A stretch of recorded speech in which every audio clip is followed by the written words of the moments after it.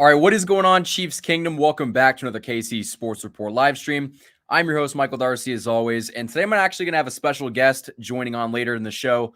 But together we're going to preview the upcoming Week 13 matchup between the Chiefs and Broncos at Arrowhead Stadium. It's going to be a great game.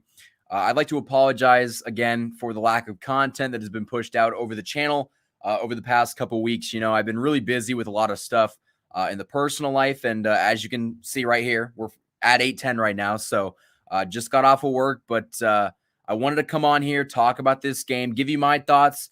My guest is going to give you his thoughts when he gets on here. But overall, let's just have some fun and ask those questions too. If you have anything to talk about, just throw that out there in the chat, and I'll do my best to get to it. So with that being said, guys, I wanted to talk about the injury report first because there's a lot of guys actually on the Broncos side that are pretty substantial injuries, if you ask me. And I wanted to talk about those, obviously, before we break down and preview the upcoming game. So Melvin Gordon, the Denver Broncos running back, he's going to be out. Shelby Harris is questionable. Quinn Miners, the center, he's questionable with a knee injury. Guard Dalton Reisner, he's questionable with a back injury. Tackle Garrett Bowles, he's injured with an ankle injury. He's questionable for this game. As I can see my guest backstage, can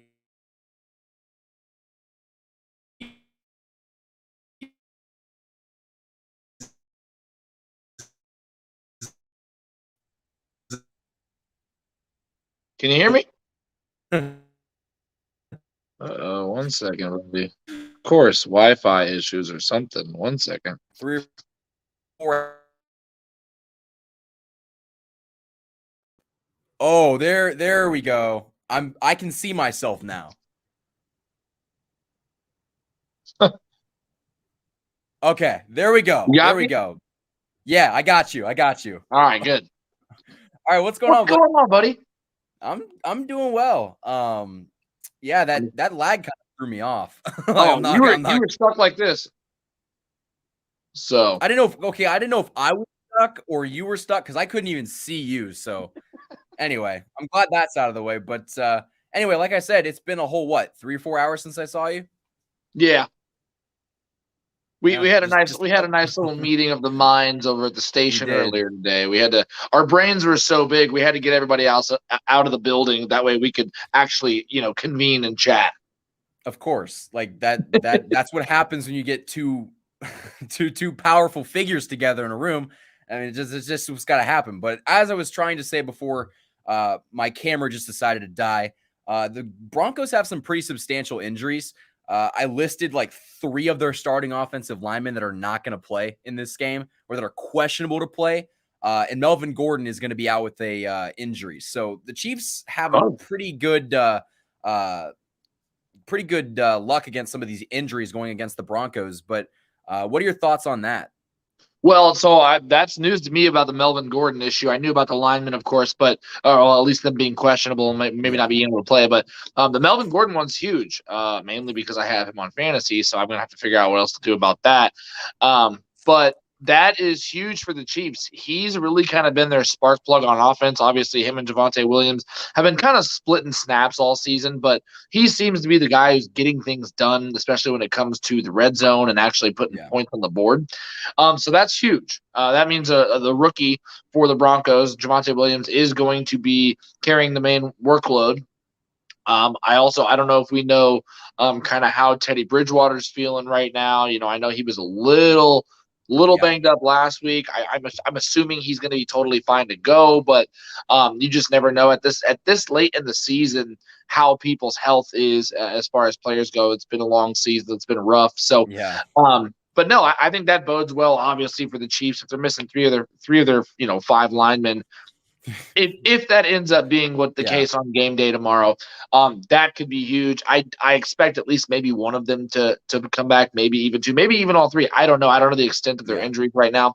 But really, that bodes well for the Chiefs defense, a defense that has been playing spectacular the last 5-6 weeks, depending on what, at what point in what game you're considering them doing well on. I always go from the second half of the Tennessee game. But no, that bodes well for the Chiefs. I actually picked them up in fantasy as well, and I'm playing them this week because I think their defense has been playing so well that they're worth a start finally, which you could not say for the first 8 weeks of the season. And, I want to talk about that, but, even if those offensive linemen come back, right, they're still going to be banged up. Like, it's not like they're just going to magically be 100%. So you can still pinpoint that and pick on that. Like, Chris Jones had 3 sacks, 3.5 sacks in the last game against the Cowboys. Maybe could have been 4, but our defensive line has been getting a lot more pressure recently. And I think that that's probably why our defense has kind of gotten a lot better. But you talked about it. This defense was 31st, 32nd through the first 7-8 weeks of the season. And they just magically, now they've magically turned into a unit that you can win a championship with. Like, the defense kind of has carried this offense through a couple games in which they didn't come up in this game. Like, they didn't show up.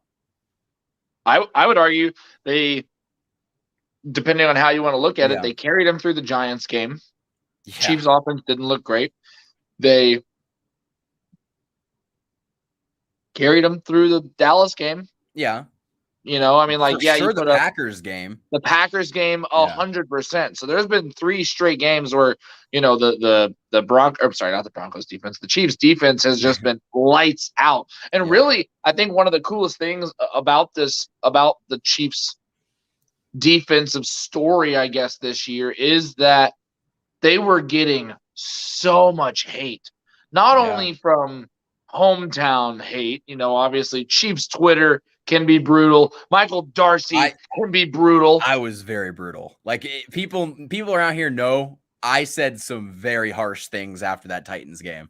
And you know what? With good reason. Yeah. They looked absolutely atrocious. They looked like the defense of 2018, where they were just last in the league and couldn't stop a cold. Now you look at this team, and I don't really want to say that Melvin Gordon was the missing piece. There was Ingram. A lot of I'm sorry. No, I did the same thing going into this game. Too many Melvins on the team. Too many Melvins. Exactly. First of all, who still names their kid Melvin? I feel like that's such an outdated name, but you know what? It fits, and I'm not going to argue with it because Melvin Ingram, I don't want to say that he was the spark plug that the Chiefs needed, but it was his arrival mixed with injuries being healed on the Chiefs defense, mixed with Chris Jones finally getting back into the interior because the obvious defensive end experiment that Spags and Andy Reid were trying, it didn't work out. But you know what? That's okay, because it's not like you're saying Chris Jones is a failure. You're saying Chris Jones is tied for, if not how you consider it, the number 1 or 2 best interior pass rusher in the entire NFL. Was he an exterior pass rusher? No. But that's okay, because he's one of the best in the league in the interior, and we saw it last week. 2 weeks ago. 3.5 sacks. You get Frank Clark, who's been healthy. He has been on a tear. Shark to Clark, Clark to Shark. He's coming out balling. Then you get Melvin Ingram, somebody who can come in and give some pressure to the running on the quarterback. Yeah. Then you have healthy Willie Gay. You have an outstanding Nick Bolton. You have cornerbacks who were 4th, 5th, 6th rounds undrafted. And you got these guys out here playing at the peak of their careers right now, So the defense has done a complete 180. Yeah. And I agree with you. I think Melvin Ingram's addition, for whatever reason, something changed because he was kind of the missing piece, like the X factor that this team needed. Because, our secondary hasn't really been a problem this year because your front 4 weren't getting pressure. So it's just like those deep were just sitting back there. And the receivers had so many different opportunities to make a double move and get open downfield. Because, if your DBs have to stay on a guy for 10, 15 seconds, eventually the wide receiver is going to break free. Well, that's a long play if it's 15 seconds. Yeah, I guess that is, let's say 5 to 7 seconds. But, having a pass rush that can actually get after the quarterback somewhat effectively, you went from being one of the worst to being, quite honestly, average to above average. That's why this defense is so good. That's why they're playing like a top 10 unit right now. And I said this coming into the year, the defense is going to be top 10. First 8-9 games of the season, it was like, this is the worst defense I've ever seen. But now we're actually starting to see this defense not only pull their weight, but pretty much pull the offense's weight. So, I really believe want actually, Michael, real quick. So sorry to cut you off there. I believe no actually I saw a stat the other day that I believe they're the first team, maybe like since I'm going to word this. I'm probably going to mess this up a little bit, but it was essentially like the first team in since the 2000s to hold 4 or 5 straight teams under 20 points. Yeah. And when I saw that stat, just hearing that and then knowing the teams that the Chiefs have just played, you're like, Packers, granted without Aaron Rodgers, but still the Packers. Cowboys, one of the highest scoring offenses in the league. They You're were like, number one. exactly. The Raiders, who were, Raiders have been kind of up and down. They had a really good game against the Cowboys on Thanksgiving. And then, then they've had some really embarrassing games. So they've been just kind of all over the place. But I think it was really an aligning of the stars where Melvin Ingram came in.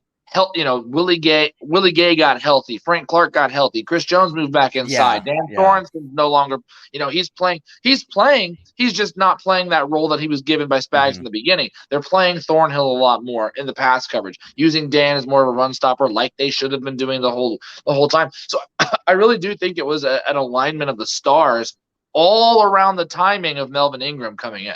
Yeah, and I think that, it doesn't really matter how they started, obviously. It's how they finish. And right now, this is a unit that looks like they can go to the Super Bowl. Like, offensively, it's a different story. We're going to have to see how that goes. But, I've always kind of held the opinion that, if the defense figures it out, we will be awesome. And the offense with Andy Reid and Eric Bieniemy and Patrick Mahomes, they're going to figure it out. Those are 3 of the best minds in football. It's not like they're just going to be stumped for the rest of the year. Like, I firmly believe that they're going to figure it out. And I would say the Broncos are a pretty damn good opponent to go up against to fix things.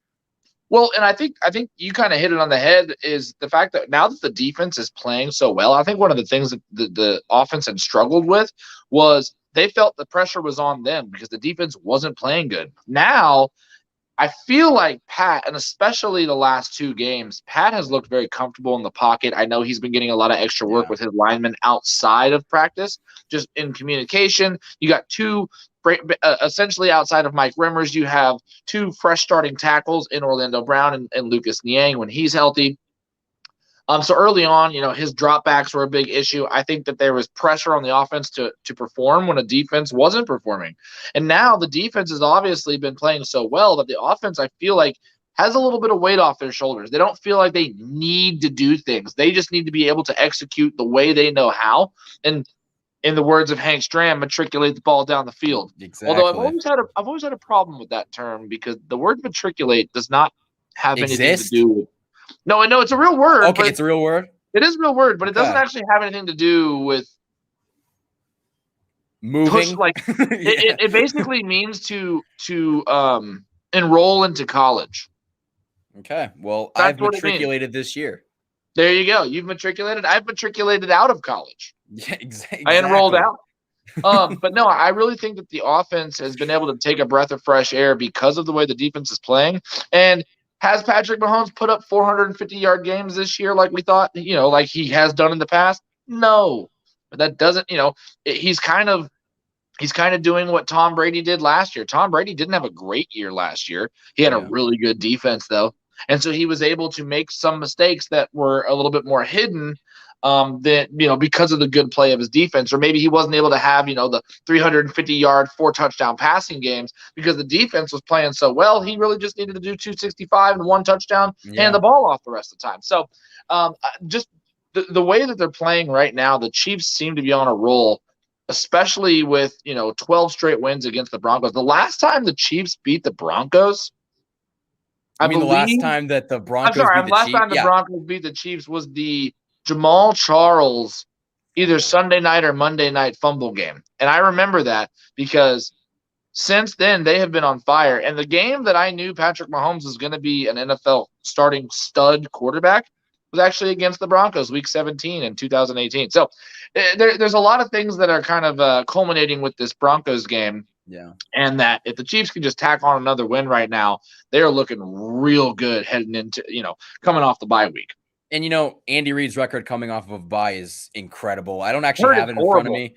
Yeah, yeah. I heard he's never won ever after the bye week. It'd be horrible to be a Broncos fan right now. Like you said, the Broncos have not beaten the Chiefs since 2015. We are 11-0 against the Broncos since Peyton Manning was their quarterback. That is incredible. Like that's dominance right there. I think it might even be 12, isn't it? We're going for 12 this week. Going for 12. Gotcha. And honestly, you need to win this game. You should win this game. You're at home. It's a Sunday night football game. It got flexed. I don't really know why they would flex this game. Maybe the guys up in the the television industry just want to see the Chiefs blow somebody out. I think you got Patrick Mahomes, primetime quarterback, and there was not the slate of matchups this week isn't fantastic. I mean, there are a couple of really good games to watch out for, but they're all mid-level games. Yeah. And you want to see Pat against a AFC rival. You're playing the Donkeys at home. Mm-hmm. I think it was just kind of a perfect storm for them to pick the Chiefs for Sunday Night Football. And I'm not going to complain. I mean, primetime games, and I don't know about you, but like, I'm a college kid. I don't exactly get up early. So like the opportunity to like sleep in and just kind of wake up in the games at night, like that's perfect for me. So I'm looking forward to that. But you talked about how big this win would be. The Broncos are 4th in the AFC West, but they're 6-5. The Chiefs are 1st in the AFC West and they're 7-4. One win by the Broncos would not only bring the city of Denver down because they beat the Chiefs for the first time in like 6 years, but the reason why this win would be so big is because the Broncos would like shift from like last to like 2nd place, I believe. Maybe even 1st, depending on who else loses. I guess it wouldn't because the Chiefs have another win. But the point is, like, this game still has pretty big meaning in the AFC West. Like, if you win this game, I mean, the Broncos are pretty much done in the AFC West. But, if you don't, you're still going to have to fight towards the end of the season and hope that some of these other teams don't win. So truly, I don't think anybody – it's weird. If you've actually watched the Broncos season, they started 3-0. They looked hot. Then it looked like even though they're sitting 6-5 with the rest of the division besides the Chiefs at 7-4, it looks like the Broncos season is out of reach, but it's really not. I mean, if they get a win over the Chiefs, then they're sitting right up there with the Chargers for battling for first as far as how the division could play out. Not obviously with wins. They'll be tied with the Chiefs for wins, but I think they would. Yeah, they'd both be 7-5 at that point. Correct? They would jump to first place in the West. Yeah, exactly. And how crazy is that to think that the Broncos, who have been again started well and then just looked like they were not even going to be a competitor, all of a sudden have it like the AFC West is the best division in football right now, and I don't care what anybody says. The AFC West is the best division. The Raiders just beat the Cowboys, and the Cowboys have their own set of problems right now. Wait, did the Cowboys win that game? No, the Raiders did win that game. Raiders beat them on Thanksgiving. Wow, that game was very forgettable. Although I do apologize. I forgot we were a week out. Did the Raiders have a bye week last week, or did they play? They had to have played.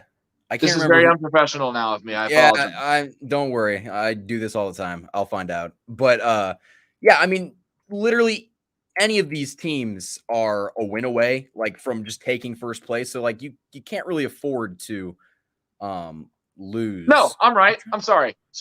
Yes, they won last week on Thursday. They're going to play this week. Last week was the bye week for the Chiefs. Got my schedules mixed up. So, yes. So everybody right now is jockeying for position. And I believe if we're talking divisionally, besides overall wins, if you're talking wins against division opponents, I believe the Chargers still hold.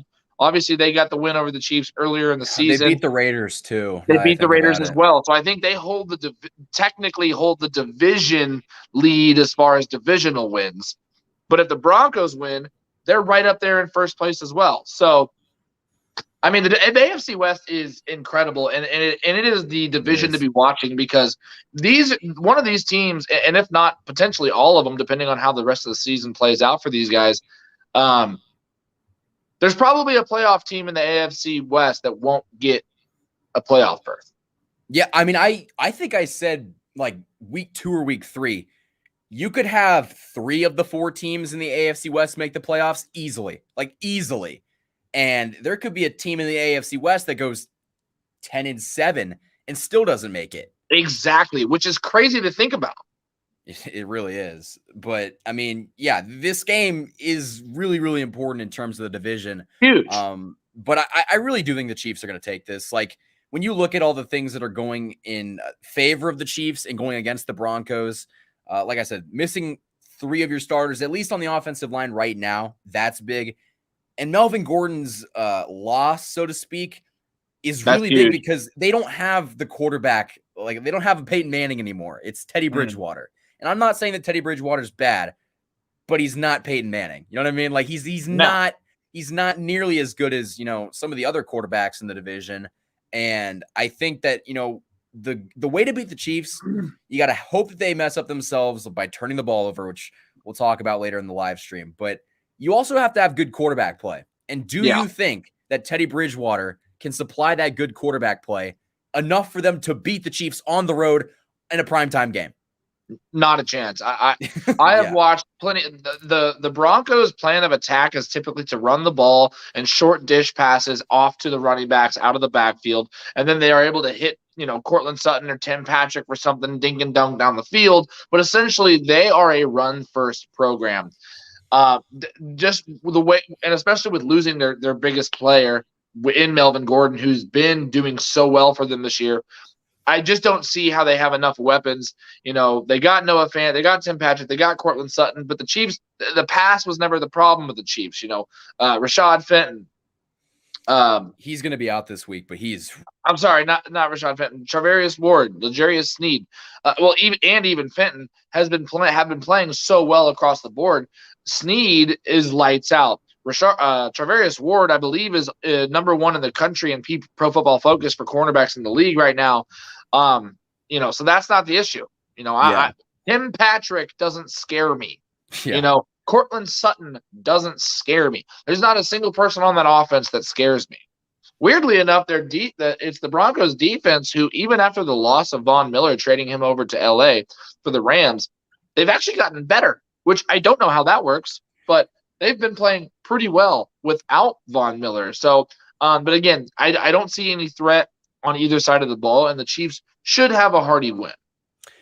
That's actually something that's funny. The Broncos as a franchise, they're kind of in some turmoil right now. They want to fire their head coach in Vic Fangio and their offensive coordinator in Pat Shurmur. Vic Fangio is a very good defensive-minded head coach. Like his defenses will always be solid, and that's kind of what we're seeing right now. But the problem is this offense is really, really bad. Like this offense, if they put up 20 points against this Chiefs defense, the way that they're performing right now, with all of the issues that are going on with them, I'd be surprised. Like I just can't see that happening. And I think that, this could be the game that finally seals Vic Fangio's job. Like I think that this could definitely be his last game if it goes pretty poorly. Well, I think this game could get ugly. I think this. What's the spread? Is the spread 6.5? I'm not sure, but I would not be surprised. It's not double digits, I don't think. But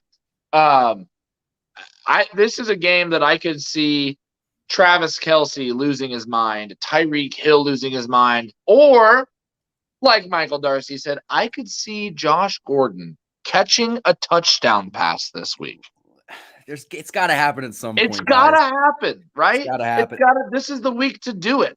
I think this is the week.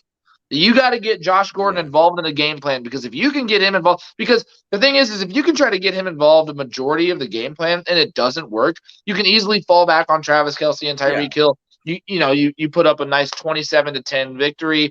Josh didn't get involved. But if you get him involved as well as everybody else, watch out going for the rest of the year. And this is a perfect game because you really don't have a whole lot. You don't have a lot to lose trying to push the envelope because you know that your security blanket underneath is still going to be better than anything that the Broncos are going to be able to put up. Yeah. You're going to be able to default to Travis Kelce. You're going to be able to default to Clyde Edwards-Helaire. You're going to be able to default to Tyreek Hill. Why not try something to say, hey, we're going to try to get you 10 targets? You need to force feed him. Like at this point, you already force feed Mecole Hardman, and what has he done for you? He's up 1 week, down 1 week, up 1 week, and Mecole is still one of those guys that's trying to figure it out. He had a great rookie season, and then just never really got to that next edge. But maybe that's because he is a number 3, and that's just what he is. And if you can get a number 2 rolling in Josh Gordon, watch out. Yeah, and like, I mean, in my personal opinion, I think that, you really see if a wide receiver is going to be any good in the league in year 3. That's just kind of when they boom or bust. But with Josh Gordon, it's like, what do you have to lose? Like, if you target him over the middle of the field, you just have him run slants. I don't think the Broncos are going to be able to stop that. I really don't. And I would love to see Josh Gordon get a couple catches because, this, I would say, is a high-pressure game, but in the same sense, it's also a low-pressure game because, you can turn the ball over and still win because the Broncos' offense isn't very good. Yeah. And I think, Josh Gordon needs to learn how to catch the damn ball, especially when Pat's throwing it to you. But that, again, you're with you've been out of football X amount of years. You got a new quarterback who throws things, and I was rewatching one of it was basically Travis Kelce talking about telling these young receivers, you have to be ready 100% of the time because it does not matter where you are. There's certain plays in certain teams or most teams where, dude, on the backside route, I'm probably not getting the ball maybe once out of 100 times. But the way Pat plays, everybody's open all the time. Everybody's available. There's no route that's kind of a throwaway route or a one-off route. You could get the ball.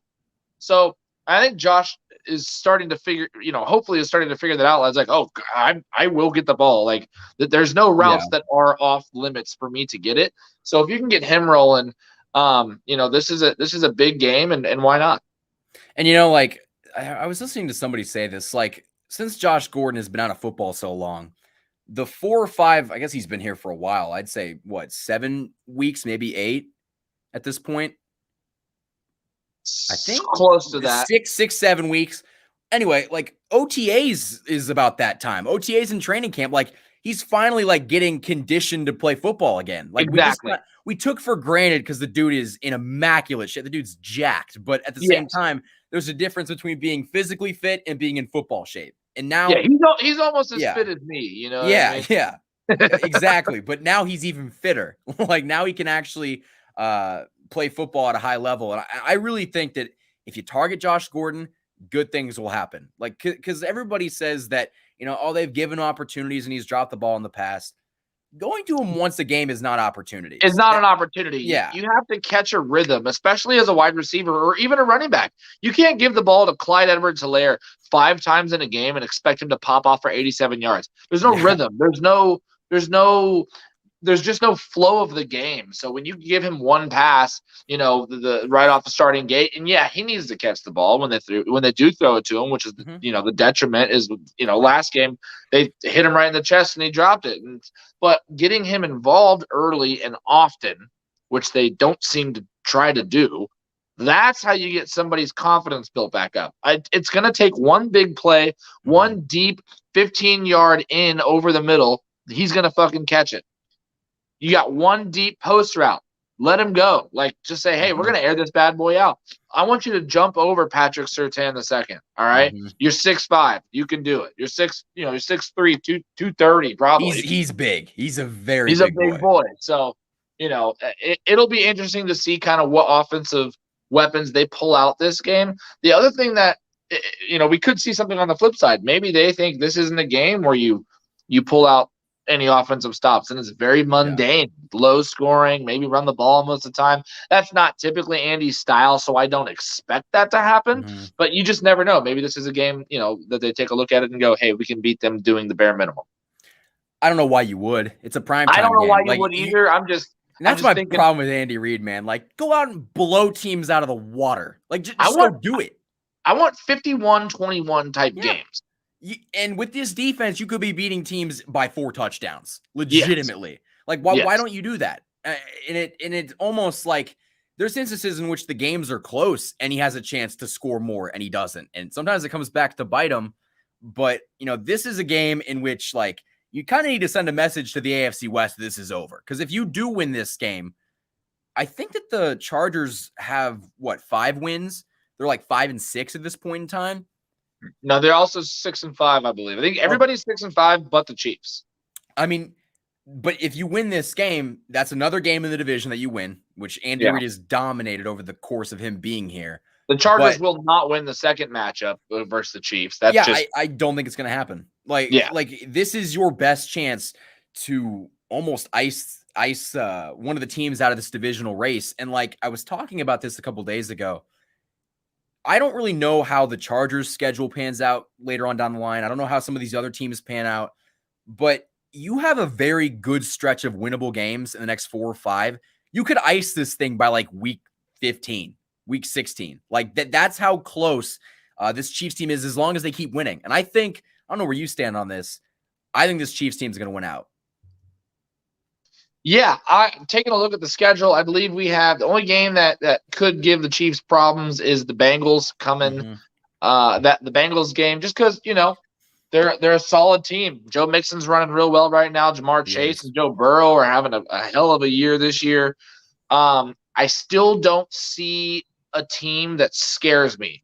Dallas scared me, and the Packers scared me. But now we've already played both of those, and the Chiefs beat both of them. So other than that, I'm not super. The Steelers is always weird, just because there's some past trauma. Playoff games years ago. They did beat us with field goals. They did beat us with Chiefs, field goals. So, but I don't think that, again, Roethlisberger is a walking Frankenstein. The fact that guy is even held together still is miraculous, and this will be his last season. Yeah. Their offense is absolutely non-existent. Their Throw me out there, and I can throw the ball better. I promise you. You and me can play quarterback, and you're tight end. You put out a tight end, you got that injury from the snagging balls the other day, so you're in prime condition already to go. Yeah, I'm probably still healthier than some of those guys out there. Yeah. The Steelers don't bother me. The Raiders don't bother me. The Chargers don't bother me. Hell, I'm more worried about the Raiders than the Chargers. Yeah, and at this point, the Chargers could really unwind here in the next 3 or 4 weeks. They lost to the Vikings. They lost. They win last week too. I can't remember, but they got beat by New England. Yeah, they've just kind of fallen apart. And I think I talked about this with Lucas, or maybe it was Josh. I don't know if you know Josh, but basically right now you're looking at an AFC where the Ravens are the 1 seed, I think, but the Ravens, they don't look very good right now. How they're the 1 seed is still insane. They should have lost 5 of their games. I mean, you got to give them props. They're winning. They're finding a way to win, but it's just like you win. It's kind of like, I seemingly compare everything to the Steelers last year. You won, but at the end of the day, you weren't a good football team. But that's how I talked about the Cowboys. I said, the Cowboys were winning, but they weren't good. They just had a good offense against horrible defenses. Yeah, and of course you're going to be the number 1 freaking offense in the league when you play the Jets and when you play the freaking Falcons when you're playing the Eagles, who are atrocious. It's just the Giants. Of course you're going to be good. Yeah, and what I guess I was trying to make with that point is right now, the Chiefs, I believe, are the 3 or 4 seed. I think maybe the 4 seed at this point. Who in the AFC really scares you? And do you think that the Chiefs could get the 1 seed if everything plays out right and you win out? The only team that I'm personally worried about, I believe, is probably the Indianapolis Colts. Really? I think the Colts have a solid recipe to potentially beat the Chiefs. They've got a good defense. They've got a great running game. Jonathan Taylor is MVP, in my opinion. He should be, right? Anybody playing better than that man right now? He's the first player ever to win back-to-back Player of the Month, I believe. That's insane. Yeah. So, to me, they're the only team that really scares me. Other than that, no AFC. Even a healthy Packers, Aaron Rodgers team doesn't scare me. Their pass defense is good, but they're everything else. It just doesn't. It's not a Colts team that bothers me. You know what I mean? Or they don't stack up to the Colts. I think. I'm sorry, and they're NFC, so it doesn't even matter. So, I would say maybe just the Colts. The Titans are dead and gone. There is nobody else in the AFC that bothers me at all. One team. Not the Ravens. The Ravens don't bother me. The Browns don't bother me. Exactly. I think you're forgetting one team. The Bills don't bother me. Not them. The Bills are garbage. Not them. They're not garbage. That's a oversimplification. They're not very good right now. Kind of like the Chiefs weren't very good. Feel. Obviously they put a schlack into the Saints, but it's the Saints.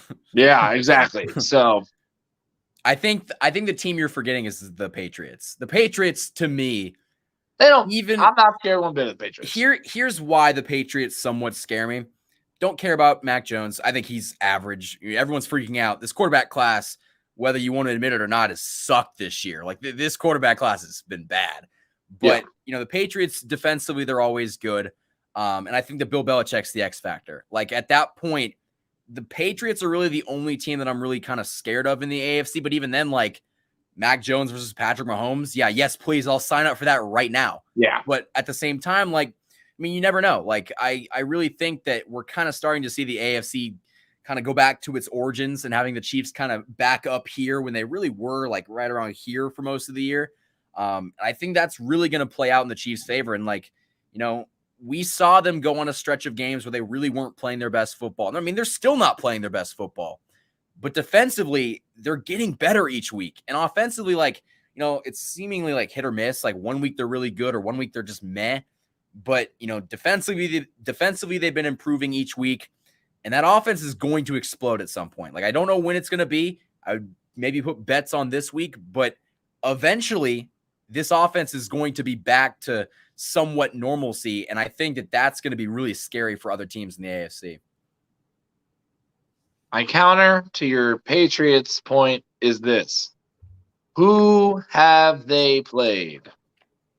That's very fair. Well, they beat the Chargers. Who we agree are not that good. Not anymore, no. But they played the Jets. They played the Dolphins. That's true. They played the Bills. I'll give them the Bills. They play the Bills. Other than that, there's not very impressive teams that they've beaten on their roster. Did they put up 51 points in the game? Yeah. Against who? That's a fair point. There's no team like it's again, and that's not their fault. You have to play who you have to play. That is not their fault. They're winning games just like they should be. But if I'm looking at a competition level, the Chiefs had one of the hardest schedules in the entire NFL. Oh yeah, it was. And if I can look at who they've played and who they still have to play, you still got to play a Chargers team. You got to play the Broncos twice. You also have to play the Raiders another time. You also have to play a Bengals team. I don't see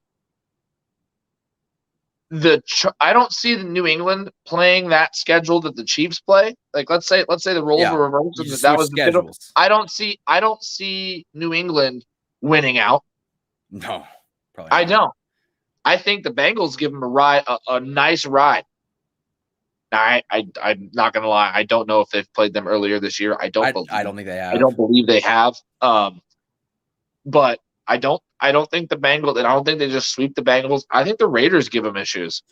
I just think the way the Raiders are built as a team, despite all the distractions outside of what's going on in the field, they're a solid team. It's just, are they going to show up? Like when they don't show up, they are god awful.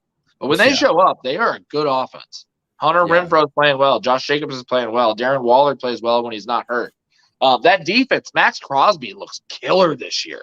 That defense looks pretty good. So except for when he's up against his former teammate and Andrew Wiley. Of course, yes. Well, then Andrew Wiley that's when Andrew Wiley puts on the big boy pants and he comes to play some ball. But yeah, so to me, the Patriots are not a threat. And I said this about the Dallas Cowboys, and Marco and Jack Johnson didn't really know what I meant by this. And so I hope you will. I think I called the Cowboys a paper tiger. Okay, I think I get the analogy. I think I get it. Essentially, as in everyone thinks that they're this beast, but in reality, like if you pour some water on it, it's going to basically crumble. Exactly. They're good on paper. This is why I'm a genius, basically. Essentially, they're good on paper, but when you actually when you actually are rubbing sticks and stones together, they're not holding up to what they should be as everybody thinks. And that's what I think potentially New England could be. I think they have more substance than the Cowboys did, so I don't want to say that they are a paper tiger, but maybe a cardboard tiger. See, really A little bit quickly, more sturdy, but still gets wet. it's still paper at the end of the day. It's still paper at the end of the day. One thing that I wanted to say, though, and I think I tweeted this out a couple weeks ago, name me one team, not just in the AFC, one team in the NFL that does not have a bad loss. You can't. Everyone in the AFC, like the Bills lost to the Jags, the Patriots lost to some teams in which they probably shouldn't have lost. Like the Ravens, good God, they have lost some games in which they shouldn't have lost. And like they've won some games in which they shouldn't have won. They should have lost to the Lions of all But that's teams. the thing. Like a lot of these teams, like sure, the Patriots haven't necessarily beaten any like fierce competition, but like you got the Bucks losing to the Washington football team and the Rams losing to the Niners. Like this league honestly is really fun to watch right now because all this parity and anyone in any conference could win the Super Bowl. But you know, I think at the end of the day, it's going to come down to like coaching and experience. And who are the two best coaches in the game right now? I guess that's kind of a subjective question because no, I don't think. I think there's a. I think there is all-time greatness in mind. I guess you could say because Andy Reid and Bill Belichick. Exactly. I think that that's what's going to come down to. I think in playoff football, Bill Belichick is just smarter than a lot of these other coaches, and he could just out game plan them based on the fact that he's just smarter and he's better. But you know, Andy Reid historically has given Bill Belichick some problems. He's given him a ton of problems. He's the only person that has, I think. Hell, think about back in the Alex Smith era. Kareem Hunt's first game went for like 285 on him, and they blew the Patriots out of the water. Then you go back and they had an epic playoff game. Patrick's first year as a starting quarterback. Mm-hmm. Then the next year, they unfortunately didn't get a chance to play the Patriots in the playoffs like we thought they would. You know, so. But no, Andy Reid and Bill Belichick actually have a pretty good back and forth. And so, excuse me, especially when he had Tom Brady. Anything could happen with Tom Brady, but they don't have Tom Brady anymore, and they're having to put together actual football. Excuse me. You were they all have good. a running game. They have a running game. Damian Harris is a pretty good running back. Mm-hmm. They still don't have any crazy receivers. They've got a guy named Bourne that's been playing pretty decent the past couple of weeks. Mm-hmm. Mac Jones looks solid. Their defense has been kicking butt, though. Nick Folk, Matt their kicker. Judon. Yeah, Matt Judon. I wish we would have got Kyle him. Van Noy. That was really when they got Kyle Van Noy back. I felt like it was when they started putting up big numbers. Yeah. You know, so and their kicker Nick Folk, he's been killing it. He got me 20 points in fantasy last week. Last time a kicker got me 20 freaking points. It's insane. So you know, they've got aspects of the game that they're putting together, but I don't know if them even being a complete team has the skill to beat the Chiefs. Yeah, I mean, and honestly, this is going to be a conversation probably for another time because, like, you know, we could talk about this for days and like the matchups. Like, oh, if the Chiefs face the Browns in the first round, they're like, and if the Chiefs win out and get the bye and the Ravens lose, like historically, it's the team that gets the bye usually goes. But you know, that's also not taking into account there's only one bye this year, so like much different stuff could happen. And honestly, as much as I would love to talk about that right now, we still have to focus on the Broncos. But what do you think is going to happen in this Broncos game as to like how this game is going to play out? I think the Chiefs are basically going to come out and punch them right in the mouth from the get-go. I don't think they're going to try to take their time. Yeah. I think they're going to try to get up early and quick. I think they're going to try to blitz Bridgewater because I don't think they don't have their, like I said, they like to pass off to the running backs, but they don't have a security blanket anymore in Melvin Gordon. So they're going to have to rely on Javonte Williams. Shout out to NYC, or not NYC, in North Carolina product. But I just think the Chiefs are going to try to hit them hard. I think their defense is going to pin their ears back and go, mainly because I don't think that the defense is not worried about the Denver's offense. So if the Chiefs can go down, get a quick stop real quick, go down and score, it's going to be blitz city. I expect the Chiefs to put on, you know, and maybe they don't even have to blitz because with your line, you really don't even have to bring more than 4 guys. You can let Willie Gay and Nick Bolton hang out if you really want to, and watch Clark, Ingram, Jones, those guys get after the ball. So I don't think it's going to be close. I think the Chiefs win by double-digit points. I believe the other day I said I think it was going to be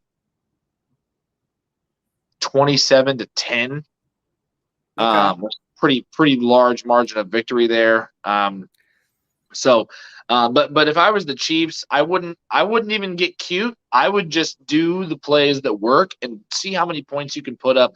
Get in a rhythm of base, rhythm. Let Pat have some fun, but protect him. You know what I mean? So, get Clyde Edwards, a little run game action going on. Hell, I want to see backups by the end of the game.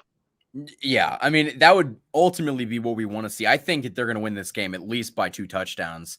Yeah. I really want to see this Chiefs offense hang 30. Like against the Broncos, Yes. I think that would be a reasonable expectation and something that they should be able to do. Yes. Now, defensively, I think you've got to hold them to under 20 points. I'm looking around the 10 to 14 range. But again, like where's the Broncos offense going to come from? Like, I just don't see it. Like maybe the rookie running back, but the run defense hasn't really been the problem this year. They held Derrick Henry to under 100 yards rushing. Yeah. Like, I don't think that that's going to be a problem. And, the receivers, I mean, you talked about it, like Tim Patrick, Cortland Sutton, Jerry Jeudy.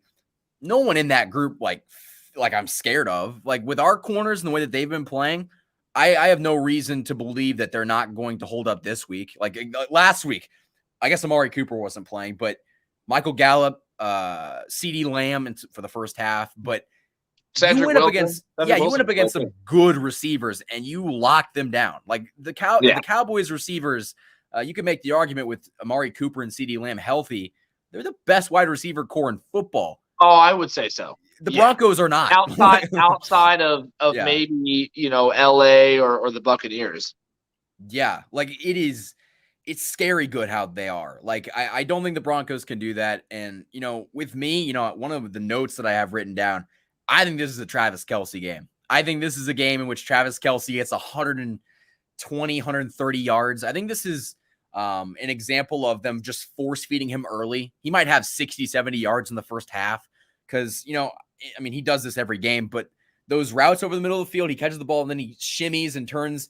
The Broncos have never been able to figure that out. Nothing's going to change about that. So weirdly enough, the Broncos are like one of the top teams this year in defending tight ends. Why? I have no idea. It's very interesting. But this week will be very fun. I would be interested to see. I also agree with you, though.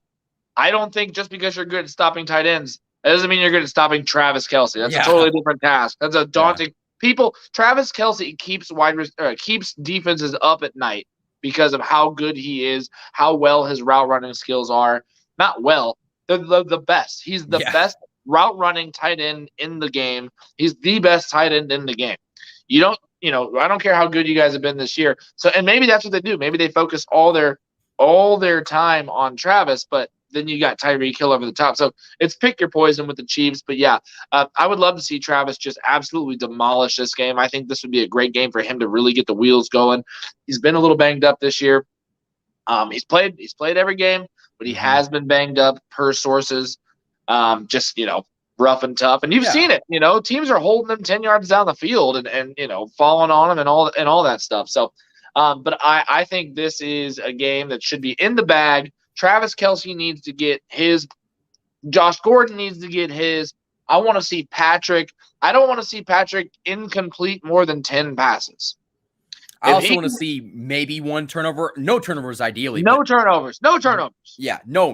I'm going to hold. No turnovers. I'm going to go back on that. I don't want to see one turnover. I don't want to see any turnovers. Like, ultimately, if they can stop turning the ball over, who's going to beat them? But it's just they've never figured it out. So I hope that they can get away from that. But, people in the comments are talking about it. Clyde might not play in this game with an illness.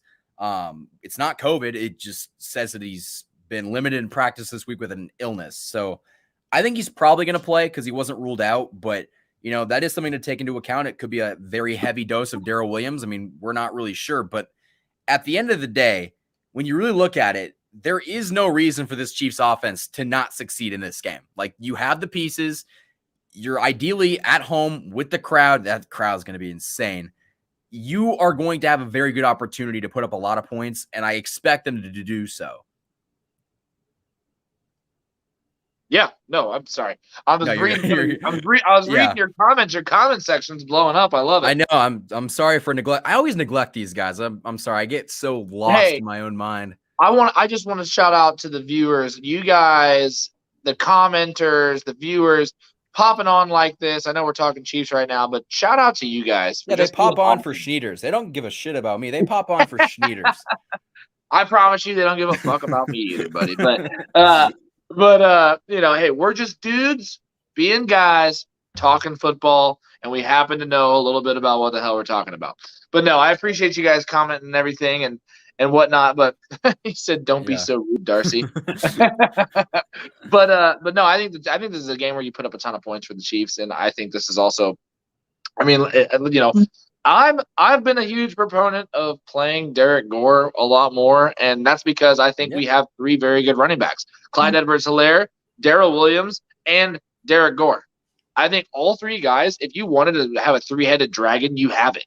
We've seen what Derek Gore can do in small sample sizes and even large sample sizes. If you go back to a game a couple weeks ago, as well as the preseason, Darrell Williams can essentially do everything that they've asked him Mhm. to. And I think he doesn't get enough love from the Chiefs, from Chiefs Kingdom. I think Yeah. he doesn't get enough love from Chiefs analysts. People who talk about the Chiefs, they don't give Darrell enough love because that guy can ball, dude. He can Gotta flat out love Daryl the ball. Barrel. You gotta love Daryl the Darrell the Barrel. Barrel, man, he runs like a bull with his head down, and he can catch and be eloquent. You know, we saw him moss somebody a couple weeks ago. So Yeah. I do believe that if the Chiefs could figure out how to get healthy snaps one by one for all three of these running backs, or hell, putting two in the backfield at the same time, and I think that could be even more dangerous for the pass game and Pat Mahomes. Yeah, and like, you actually have a personal connection to Derek Gore, so that's very, very cool. Is that the school that you went to and you play with him with? Yeah, we played it. So Derek and I played at Coffeyville together. Yeah, for those who don't know, I Yeah. actually I played at Coffeyville Community College with Derek Gore. So we were teammates back in the day. That's how I know him at all. So Yeah. Yeah. I was actually chatting with him the other day on Snapchat. We were talking about the game and shit. So That's that's why Blake's here. He's got the connections that I just quite frankly I don't. So, are you feel I guess we kind of talked about a final score. We talked about everything. I really have nothing else. Do you have anything else to add? honestly, no. I think we kind of covered everything. I mean, Mhm. I think this wasn't a game that you could get super in depth with as much, just because I think the Chiefs should be handling their business. This is a business trip, you know. My old coach and newly inducted Hall of Famer Tim Grunhard used to coach me in high school, and he always said when you have a game like this is a business trip. Now I know you're at home, but this is business. You don't Mhm. joke around. You get in, you do your business, you get out. This isn't a game to mess around with. You don't got to get caught up in the hype of, oh, it's under the lights. I mean, yes, it is under the lights, but it's not like some daunting team coming Yeah. in, a battle of the minds. It's not a Brady, it's not the Cowboys, it's not anybody else. Just get in there, beat the brakes off these donkeys, make John Elway go back to Denver with his tail between his legs. He got And fired. He's not even with them anymore, I don't oh think. yeah. I'm sorry, but just No, just you're in good. the Yeah. spirit of John Yeah. Elway, Yeah. the spirit of Mate, John Elway will always live with the donkeys. So that's just true. make sure everybody cries. Make sure that John Elway's ghost returns to Denver very sadly.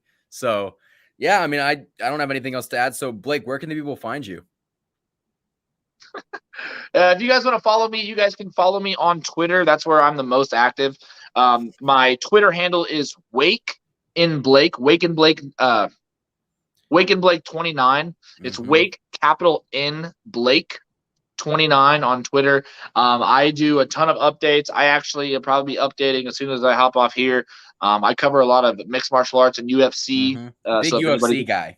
big UFC guy. So if anybody's a fight fan out there, I pretty much I live tweet out most of the events and just kind of cover a multitude of sports. I'm always interacting with Michael Darcy on the Twitter, always going back Exactly. and forth between things. So go ahead and give me a follow. That's pretty much where most of my content will be, other than on YouTube as well. So, but yeah.